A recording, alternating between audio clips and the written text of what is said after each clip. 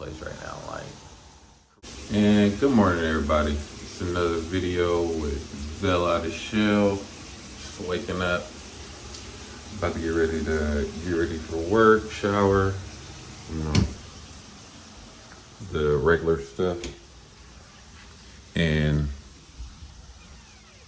last night, I just couldn't sleep for real. I mean, I slept for a couple hours, but I don't know what it was. I just couldn't sleep.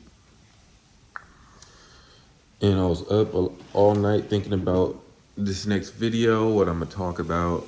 And I think I'm gonna continue where I left off on Tuesday with the story, but we're gonna go in a different direction with it. So I'm gonna give you guys the backstory of me in general. So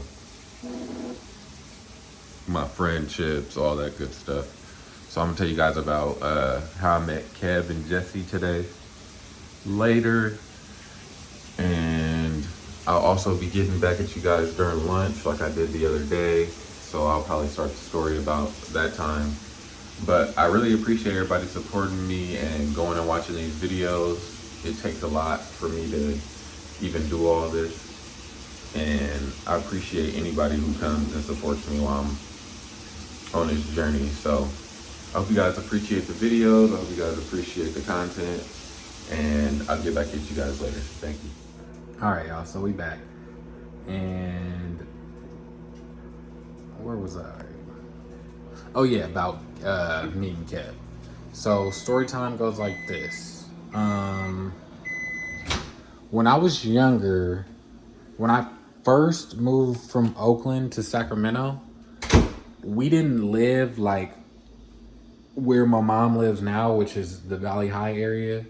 We lived in like the Fruit Ridge, Oak Park area. So my mom and us lived off of like 44th or 40th or something like that. And when I first moved to Valley High, and I started going to the elementary school, John Reith, I'm talking about like almost the first day me and Kev got cool. Because Kev was real small. Like really, like he's still small to this day. Like my little brother is short, but he was small back then. And if you know me, you know that like I'm drawn to people smaller than me. Like it doesn't matter if you my friend, my spouse, like people who I feel like I can protect, or like I'm doing them a service as being like almost as doing them a service by being their friend, you know? Because people assume because you're small that, you know, you can't defend yourself, or you're not able to do things that people like bigger than you or twice your size can do, which is totally incorrect in case of my little brother. So we go to school, first day, like I said, me and Kev meet. We're not in the same class at first. So he's in a separate class. So we meet at recess.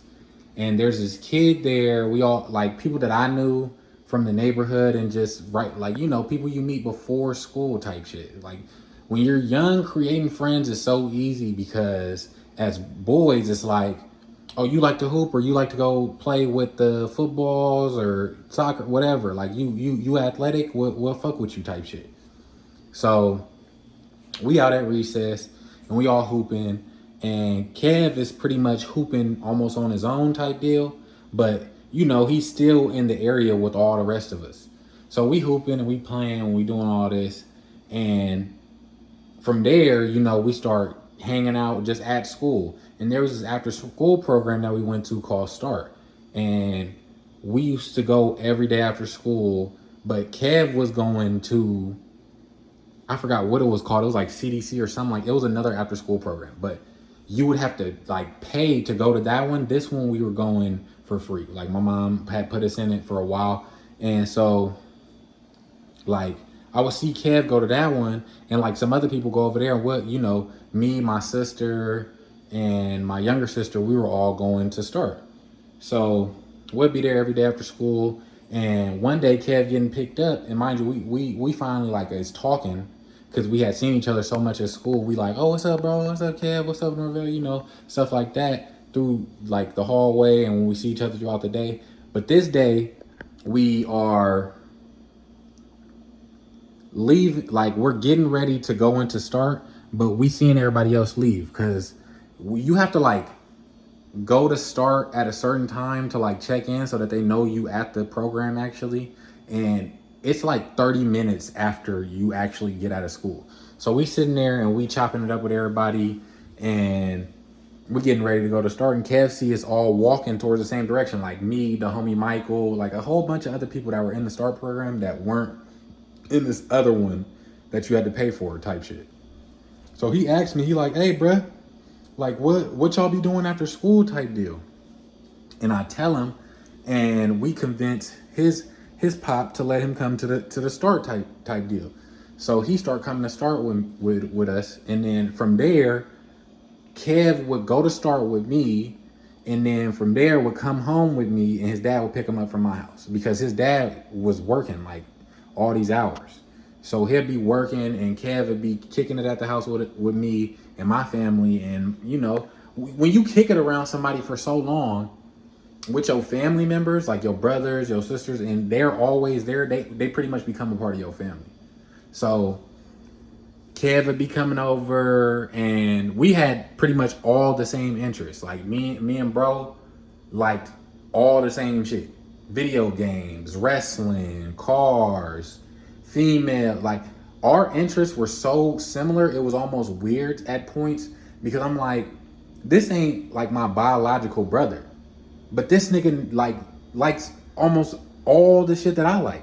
He likes all the things that I like to do. So we get cool like that, and over the years we've literally gotten closer. So like I said, he would come to my crib and his pops would pick him up after, and then it got to the point where sometimes Kev would stay at my house, like even on weekdays he'd stay at my house, and we'll go to school from my house, or vice versa. Like I go stay at Kev's house and he'd come to my house on like over the week. We'll do that, and then on the weekend we'll be kicking it, unless he's like at his mom's, or he's even then like, oh, I'll go over to his mom's and we'll be hanging out. And there was this guy that I was cool with prior to being cool with Kevin. So I had these two friends named Malik and Richard, and me and Kev started getting cool, but me and Richard and Malik were already cool. Like them was already my boys from the neighborhood. And Kev lived like outside the neighborhood. So when I went to hang out with Kev, it was like leaving from, like, let's say you ain't never been out your state and you go to another state and you got a friend over here and then you got your friends back home. It's like it's a totally different experience. So me and bro and Malik and Richard all start getting close, but his dad didn't really like Malik and Richard because they was hood kids. Like they'd be out all types time because their mom was a single mother and she was doing her thing. And so they would be able to, like, after school, they didn't go to the after school program. They'd just go home or go be out in the streets and be fucking around in the neighborhood. We would be at the after school program, so Kev's dad looked at it like, oh, this, like me, I'm cool. Like he can go hang out with bro, like, cause he not out here, wilding out and doing all this extra stuff. But what he didn't know was, if I wasn't with Kev, that's what I was doing. I was hanging out with bros and we was doing whatever. So on one of Kevin's birthdays, his dad finally, allowed all of us to hang out. Me, him, Malik, Richard, the homie that's also like my cousin Maurice, and I forget, it was a few other people. I think it was Kevin's cousin Aaron, and then his other, like one of his other friends from before me and Kevin met. So we go, and on this specific birthday is when I think me and Kev kind of got the closest, because I knew we had similar interests, but this is when I knew me and bro was like we was meant to be friends forever. So we, on his birthday, usually like type deal, what we'll do, we'll go and watch a movie or something, or go to the roller skating rink, or do something, and then go back to Kev's house after the fact and play with his toys or play the video game. And just depending on how many people it was with us, we would have a sleepover. Like we'd be over there and We'd be up on the game all night. We'd be messing around like that. And his dad was like one of the coolest dads. He had katanas. He had all the games that we wanted to play.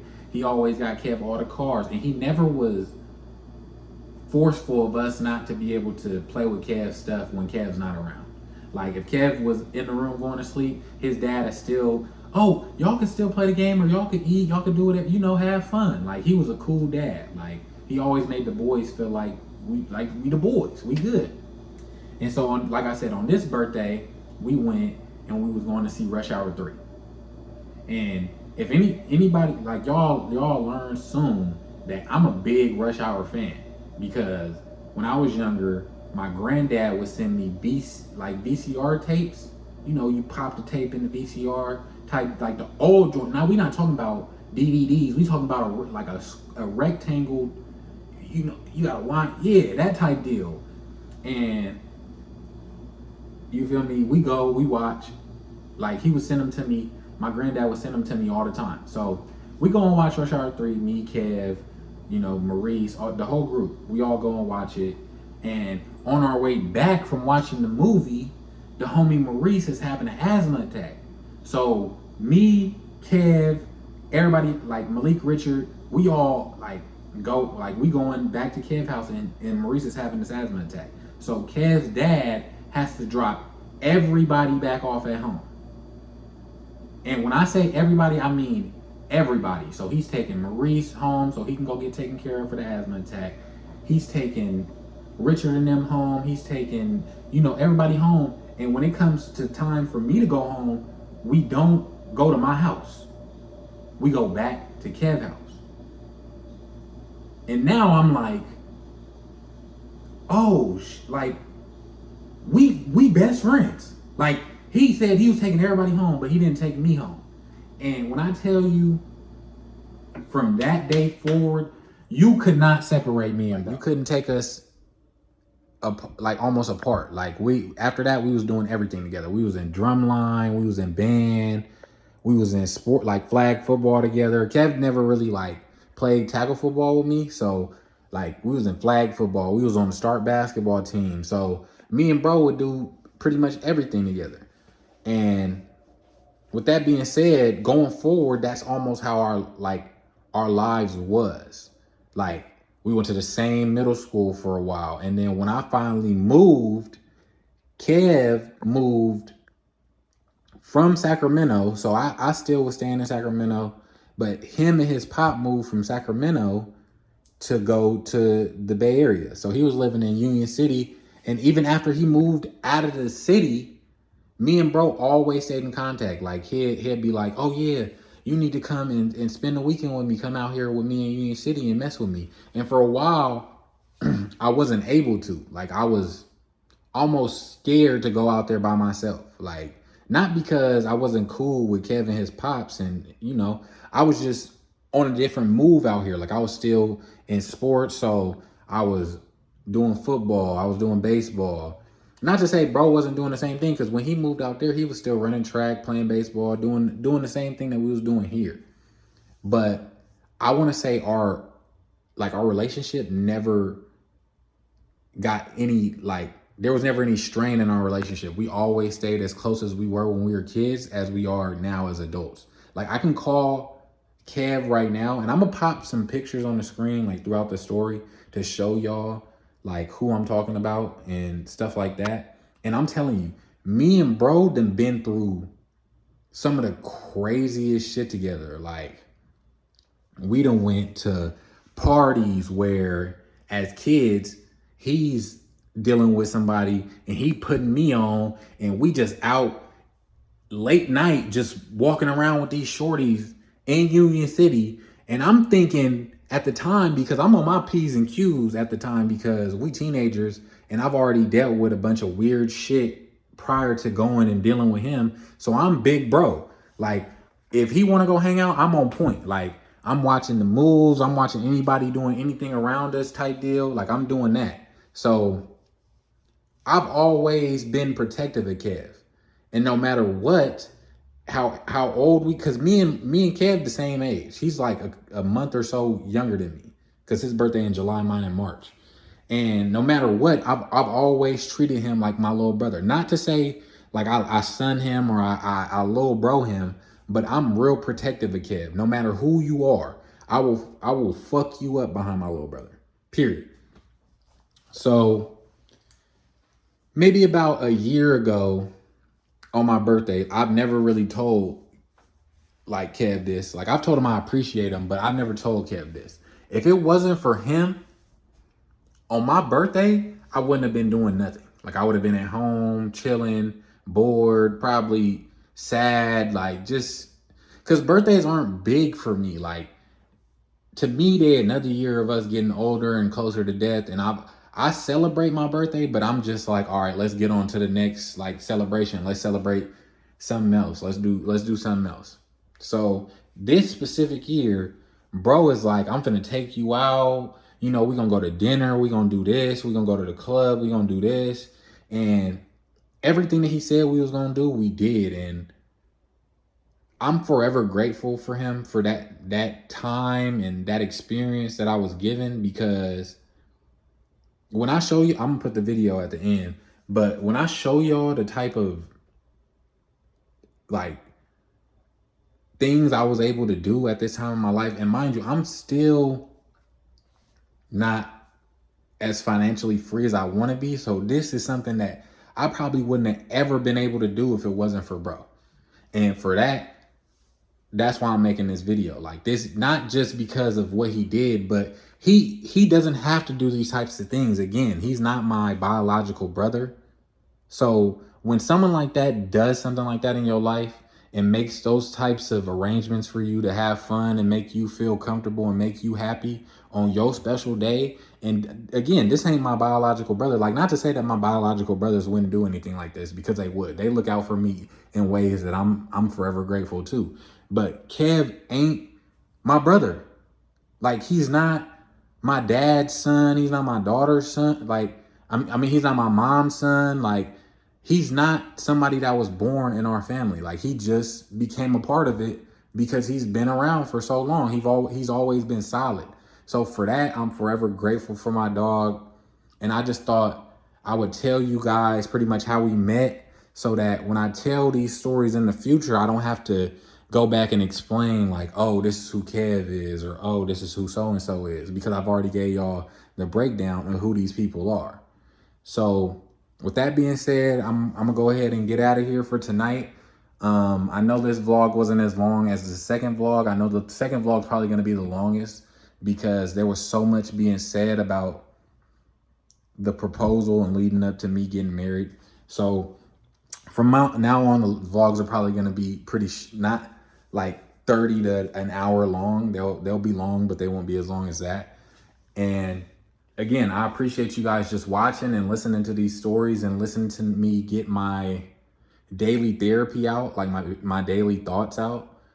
And I hope you guys enjoyed this video, and I enjoy doing this again. Like it feels good for me, and I'm also getting better. Like Al told me today, which is one of our physical therapists at work, he told me to look more into the camera on this, because I'm used to like looking at myself on the camera, but he said it'll make it better if I look into the camera to make you guys feel like I'm being more personable with you guys. So I'll begin to do a lot of things that I've been, recommended.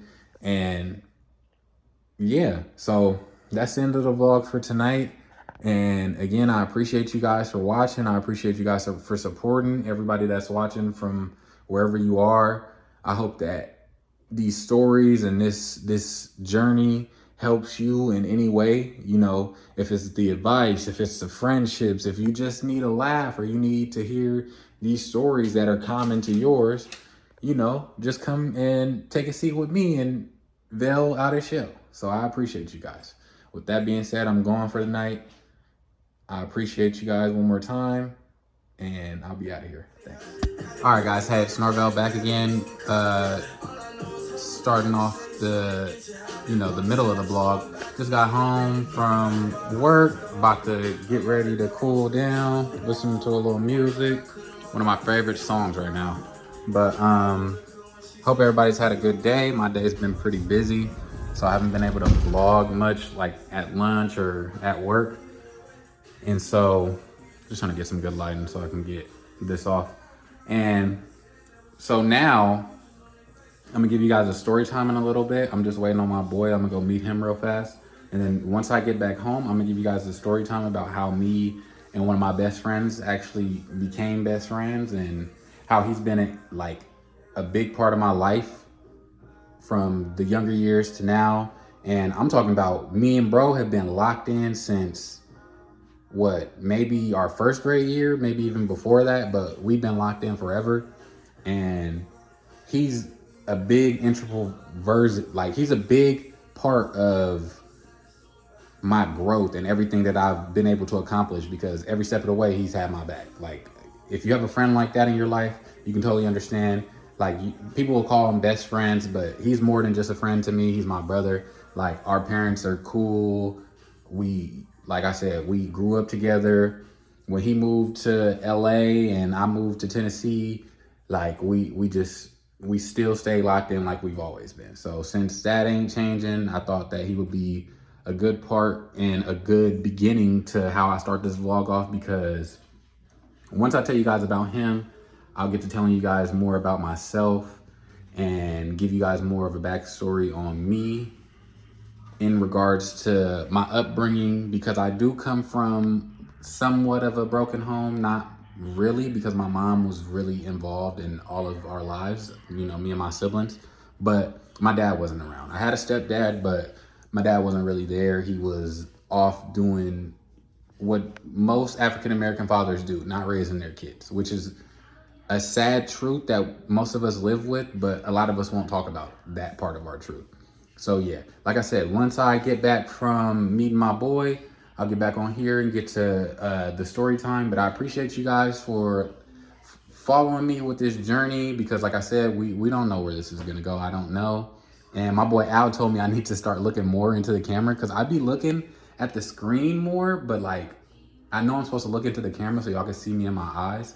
And it's hard to do it, but I'll get better at doing it. So like I said, I appreciate you guys for rocking with me. I appreciate you guys for showing all your support with the videos, friends, family, people I don't even know. And I hope that you guys enjoy the rest of this video. So see you later.